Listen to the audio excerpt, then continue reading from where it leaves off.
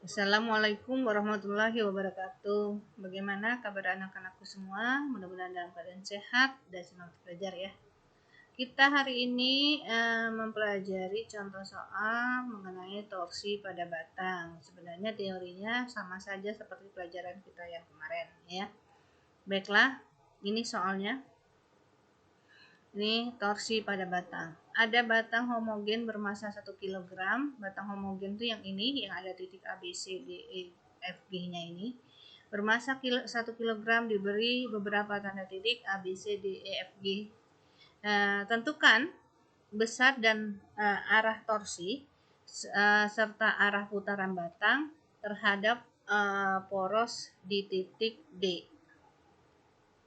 Perbesar dulu ya.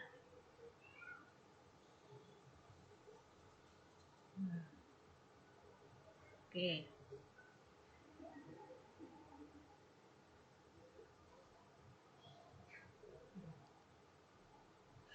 Jadi yang ditanya besar dan arah torsi untuk tiap gaya dan total gaya. Nah, di sini ada 8 gaya, F1, F2, F3, F4, F5, F6, F7, F8. Ingat ya, antara gaya dengan lengan gaya harus tegak lurus. Jadi seperti F2, F2 tidak tegak lurus terhadap lengan gayanya. Lengan gayanya mana? Dari B ke B. Tidak tegak lurus, maka aplikasikan vektor ya, seperti gambar berikut. Nih, ini gambar yang tadi sebenarnya sama ya. Ini yang soal tadi, ini yang sudah Ibu aplikasikan vektor. Kita lihat satu-satu. F2, F2 nih. Karena tidak tegak lurus terhadap lengan gayanya, maka kita buat garis yang tegak lurus, aplikasi vektor F2, kita namakan saja F2Y. Maka yang digunakan adalah nilai F2Y dikalikan dengan lengan gaya ini. Lengan gayanya dari D ke B. Ya. Yang tidak tegak lurus saja. Misalnya contohnya lagi F3. F3 ini tidak tegak lurus, maka kita buat garis tegak lurus terhadap lengan gayanya. Nah, karena ini berada di sumbu poros, nanti nilai R-nya sama dengan 0 ya. Nanti Ibu jelaskan lagi. Begitu juga dengan F4. F4 ada berada di poros, maka nanti R-nya sama dengan 0. Sekarang F5. F5 sama, tidak tegak lurus, maka kita buat garis bantu sehingga kita dapatkan F5Y ya. Sehingga nanti mengalihkan nilai F5Y ke sumbu poros. Mana sumbu porosnya? D ke E ya. F6. F6 ini juga tidak tegak lurus ya. Maka kita buat garis bantu F6Y, maka nanti kita mengalihkan F6Y dengan lengan gayanya. Lengan gayanya dari D ke F. F7 sudah tegak lurus, F1 sudah tegak lurus, F4 tadi sudah dibahas ya. F8 juga nanti dijelaskan. Oke, ini sudah aplikasi vektornya. Oke, kita berikutnya. Nah, ini perhitungannya. Gayanya tadi ada berapa? Ada 8. F1 sampai F8. Kita mulai dari F1. F1 itu ada tanda negatif. Kenapa? Nih, kita balik ke sini. Jadi, setiap gayanya F1, F2, F3, F4 sampai F8 kita putar ke arah sumbu poros. Sumbu porosnya tadi di soal di D, ya. Berarti kita memutar F1, ini kan tanda panahnya ke bawah, ya. Kita putar sehingga dia nanti membentuk lintasan lingkaran ke arah D, nih, ke arah D. Sehingga nanti D sebagai sumbu putarnya yang di tengah-tengah itu loh, ya, yang di tengah-tengah. Nah, kalau dia searah dengan arah jarum jam, maka dia positif. Kalau berlawanan, dia negatif. Kita lihat di sini.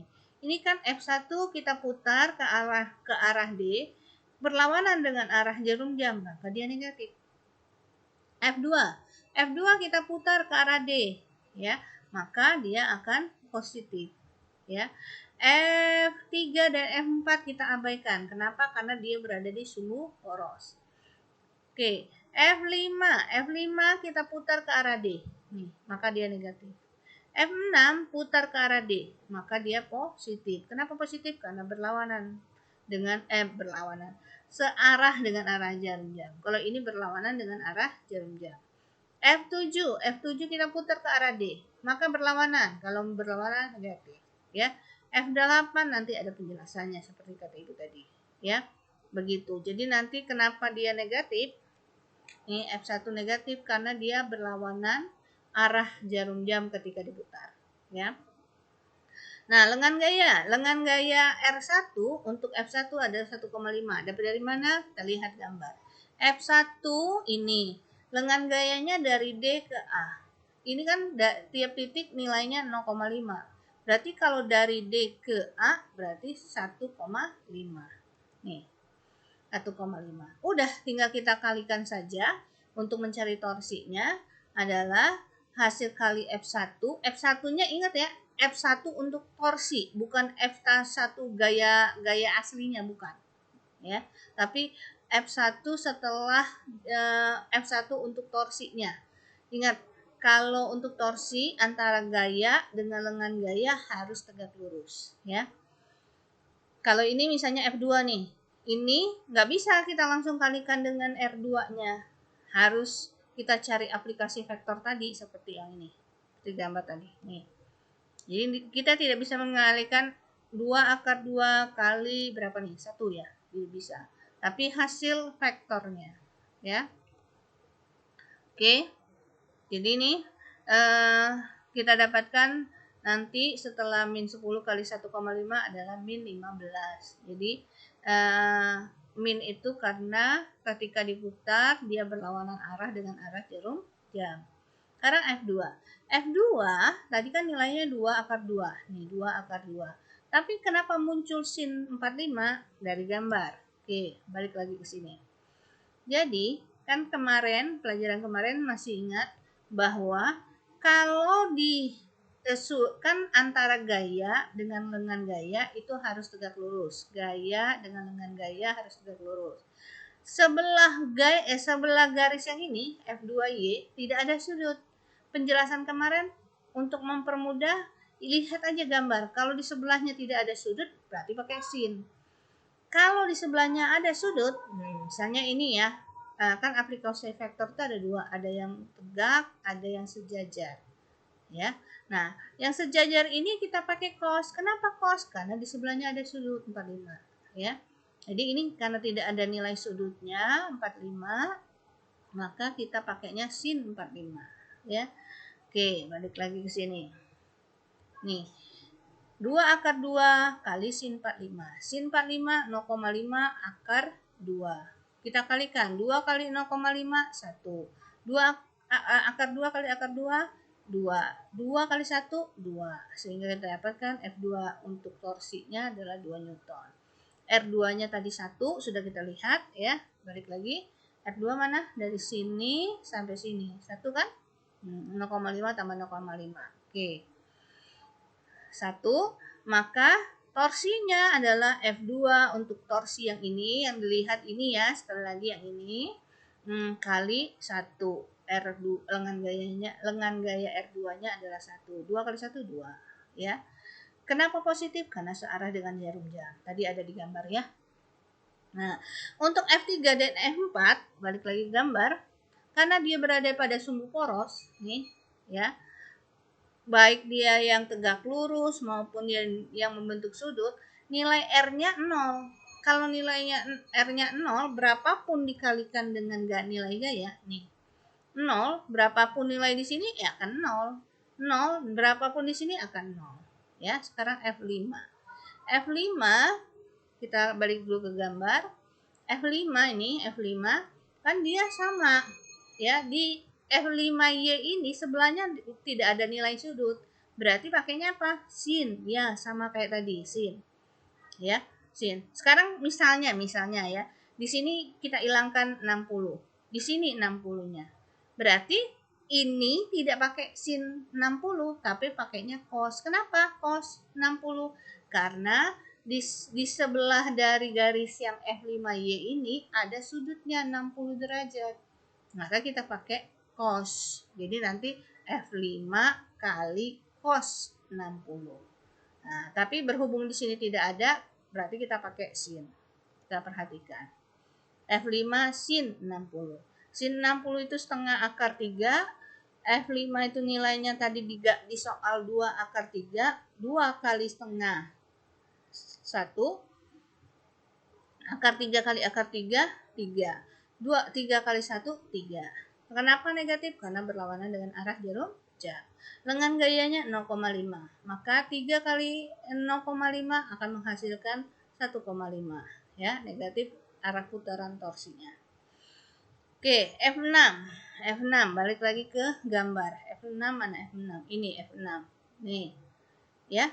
Sama di sebelahnya tidak ada sudut. Oh, berarti kita pakainya sin. Jadi 2 akar 2 kali sin 45. Nih, 2 akar 2 kali sin 45. 2 kali setengah 1, 2 kali akar 2 kali akar 2, 2. Maka 1 kali 2, 2. Ya. Lengan gayanya F6, ini F6 ke sini kan 0,5 tambah 0,5 1 berarti ya. Berarti nanti 2 kali 1 2 ya. Arah putarannya positif. Sekarang F7. F7 sudah tegak lurus. Nih, F7 sudah tegak lurus berarti tinggal 10 kali lengan gayanya. Lengan gayanya berapa? 1,5. Nah, berarti 10 kali 1,5. Negatif karena arah putaran torsinya ya. F8. Nah, arah komponen gaya Fx menuju poros R8 sama dengan 0. Maksudnya bagaimana? Gini, kan antara syaratnya tadi, antara pada torsi, antara gaya dengan lengan gaya harus tegak lurus. Nah, apabila dia sejajar, ini kan sumbu X, kita anggap aja sumbu X ya. Sejajar dengan lengan gayanya, maka R-nya dianggap 0. Nah, seperti tadi, kalau R-nya 0, berapapun dikalikan ini akan menghasilkan nilai 0. Jadi kalau dia sejajar, jadi kalau gayanya sejajar dengan lengan gaya, maka R-nya 0. Oke. Nah, nanti kita tinggal jumlahkan min 15 tambah 2 tambah 0 tambah 0 tambah min 1,5 tambah 2 tambah min 15 akan menghasilkan min 27,5. Nah, tanda min menunjukkan bahwa kan tadi ditanya arah juga ya. Berlawanan arah jarum jam atau keluar bidang sesuai dengan aturan tanda tangan kanan. Oke, Ibu balik sini dulu bentar ya. Nih. Sesuai dengan arah aturan tangan kanan. Jadi gini. Tangan kanan. Ini nih. Ini nanti kamu perhatikan masing-masing ya. Nah, keluar bidang, anggap aja di depan sini nih ada bidang pembatas ya. Aturan tangan kanan itu jempol sama ini 4 jari ya. Mana di sini 4 jari, sehingga nanti dia menuju ke arah kita atau keluar bidang gambar. Ada pembatasnya di sini ya. Gitu. Nih, misalnya gini. Nih. Kan ini bidangnya. Ya, bidangnya ini masuk ke arah kita. Ini 4 jari ini menunjukkan arah torsinya. Ya, arah torsinya. Keluar bidang ini. Oke, paham? Nah, tuh balik lagi ya. Tuh, sebentar. Nah, tadi udah kita dapatkan bahwa contoh soal tadi gaya, nilai gaya, balik dulu ke sini. Yang A mencari nilai tiap gaya, yang B untuk mencari total gaya, itu didapatkan dari sini. Mana nilai tiap gayanya ini? F1 nilai torsinya, tiap gaya segini, segini. Ya, untuk totalnya ini yang B. Jadi yang A ini 15 sampai 0 ini ya.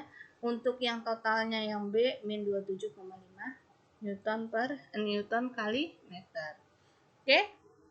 Nah, untuk supaya kalian lebih paham ya, ada latihan soal ini soalnya Ya, kalau di contoh soal ibu di situ ada nilai dengan gayanya masing-masing. Kalau ibu jaraknya ibu tampilkan di sini ya. A sama dengan B sama dengan C sama dengan D sama dengan E sama dengan 1 cm. Jadi tiap titik nilainya 1 cm. Gambarnya ada di sini. Ya, silakan kerjakan dan dikumpulkan melalui Google Classroom saja. Tidak usah ke email ibu ya, langsung ke Google Classroom-nya saja. Terima kasih. Ibu akhiri dengan Assalamualaikum warahmatullahi wabarakatuh.